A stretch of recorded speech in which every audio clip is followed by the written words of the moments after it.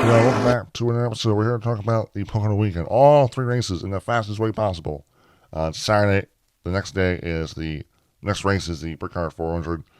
It's been over a week. I haven't posted in a long time, but I want to talk about the races. All three races, kind of quick. Truck race, and what is it? The CRC 175. Excuse me. I was there in the stands. Man, there's nothing better than watching NASCAR race live. The energy, the speed, the sound is just something. It's just something there's nothing else like it. Corey Haim gets the win done. Christian Eckes was on the pole, I believe. It was a solid race, but I felt like track position was really important. We saw Corey Haim just dominate this race. We saw Christian Eckes. We saw Grant Enfield get in there and try to challenge for the lead. We had this weird rain came with like less than 10 laps to go. Rain came, excuse me, and we had this like weird delay where then the rain stopped. I was there. They stopped. They just had to blow off some rain, and then they got somewhat rolling again, and then the rain kind of picked up again, and they brought it back down, threw the covers back on. Then rain stopped, did the whole thing again, took the covers back off, and got back greening to then have a quick little restart with Corey Haim getting out front and just finish off his dominant performance, and get the win done. I thought the race was solid. I said it was track position type racing. I don't know, man. I don't know if the trucks just need. It's a lot more drafting, involved.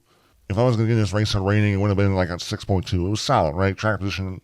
That's kind of all the races were going to be this week in track position. But Corey Haim, dominant performance, kind of ended up getting his fifth win of the season. The guy is on a situation where he can win this freaking championship. Now, the race does come down to one race in Phoenix, but the dude is just tearing it up. We'll see where his future goes after this season, if he moves up or stays in trucks or even goes to the Cup. But another great dominant performance for Corey Haim in the truck race at Pocono. Then we get to the Xfinity Series race. It's to me the best race of the weekend.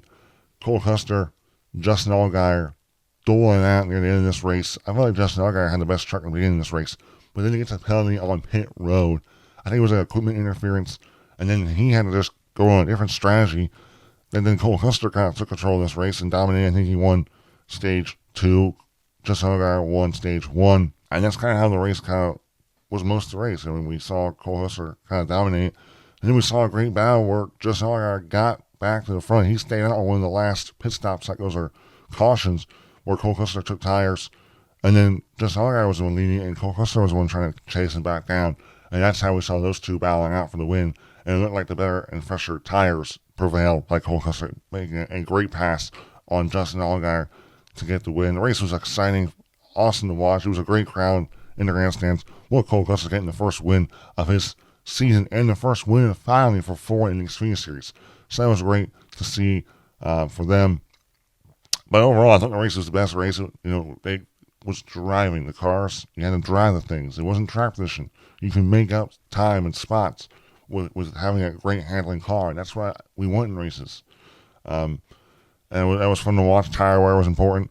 That's how we saw the win get predicted and happen with Cole Custer having the fresher, better tires against the older tires and Justin Allgaier. I would give this race close to 80%. I'm going to give it an 8.0. This race was really, really good. So, great win for Cole Custer. Then we got the Cup Series, the Great American Getaway 400. Boy, it was kind of weird. We had so I was there, massive rainstorm that really then shut down traffic, shut down everything.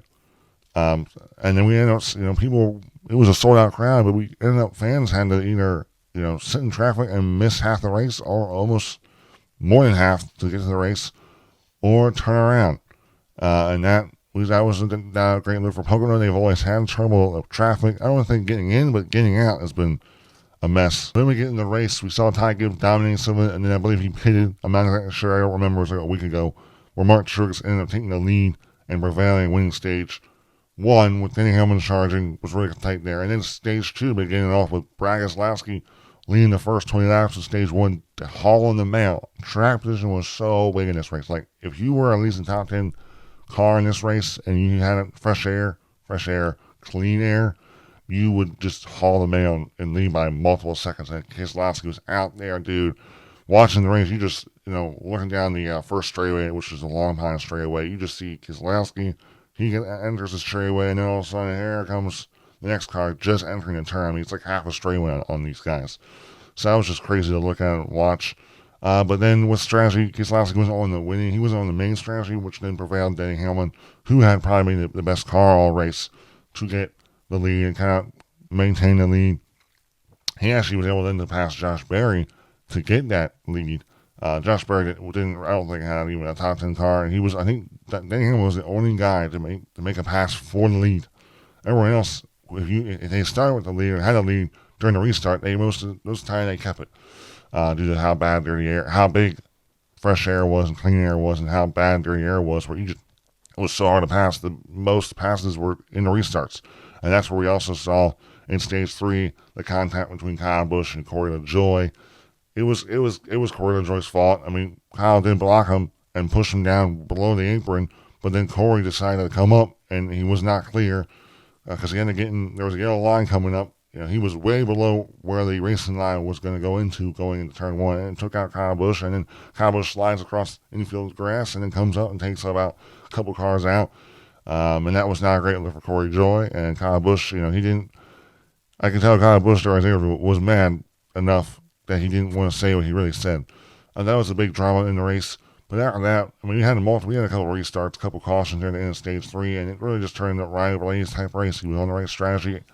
The pit stop after stage 2, Denny Hamlin chose to stay out during stage 2. Blaney didn't, and that's probably what won the race because Denny chose to take the stage point, the stage win, over trying to be on the winning strategy because Blaney pinned it early before stage 2 ended, which really prevailed Blaney to win. He ended up leading the rest of the final stage and the end of the race, and Alex Bowman, was trying to run him down, but he just couldn't, and Hamlin made a pass for second, and then that's how it kind of ended.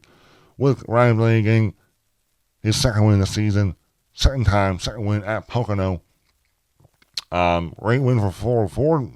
This is an impressive win for Ford, especially on a bigger track. Ford's been known to be really good in the shorter tracks, but not these big 2.5 mile triangle-shaped tracks, which is Pocono's only triangle racetrack. Excuse me, man. That's what happens when I talk too fast. I mumble through my words.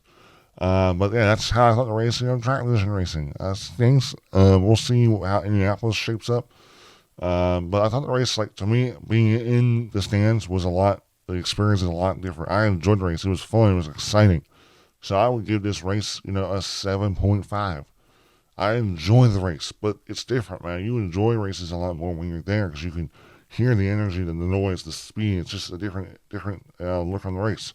But overall, to me, it was a good race. I don't know how fans thought. But congrats to Ryan Blaney. And overall, that was a quick recap of this weekend's racing at Pocono. I enjoyed my experience. I camped there in the first time infield camping. It's a great experience, fun time. I recommend it to anyone that's near that racetrack to go and camp in infield. It can be expensive, but it's such a great time. But overall, thank you guys for watching. That was my Pocono all of the races recap. Thank you all again for watching. Goodbye.